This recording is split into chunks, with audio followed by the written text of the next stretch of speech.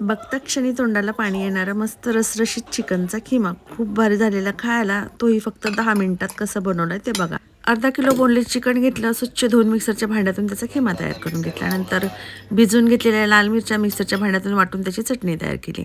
पातेल्यात तेल टाकलं. तेल गरम झालं की काही खडे मसाले टाकले, जसं दालचिनीचा तुकडा, काळी वेलची, हिरवी वेलची. नंतर तेजपत्ता टाकला.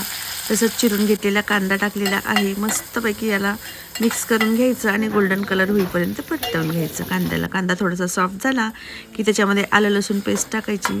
आलं लसूणचा कच्चापणा जाईपर्यंत त्याला परतवून घ्यायचं. नंतर टोमॅटोची पेस्ट याच्यामध्ये ॲड करायची आणि व्यवस्थित सगळं मिक्स करून घ्यायचं.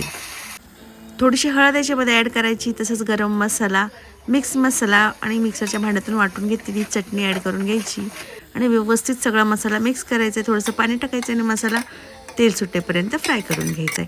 मसाल्याला चांगलं तेल सुटल्यानंतर मिक्सरच्या भांड्यातून आपण जो खिमा तयार करून घेतला ना चिकनचा, तो याच्यामध्ये ॲड करायचा, मिक्स करायचा. नंतर चवीनुसार याच्यामध्ये मीठ घालायचं, गरम पाणी घालायचं आणि झाकण ठेवून व्यवस्थित खिमा शिजवून घ्यायचा आहे.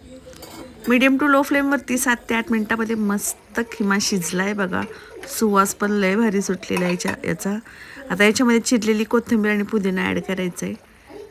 तर इथं आपला मस्त चिकनचा टेस्टी असा रसरशीत खिमा झालेला आहे तयार. खिमा म्हटलं की त्याच्याबरोबर पाव आलेच. तर इथे मी तव्यावरती थोडंसं बटर टाकल्यानंतर वाटून घेतलेली थोडीशी मिरची होती ना, ती याच्यामध्ये ॲड केली. थोडीशी कोथिंबीर टाकली. मस्त मिक्स करून या पावाला सगळा मसाला चांगला लावून घेतला आहे. आता पाव पण आपले झालेले आहेत गरम.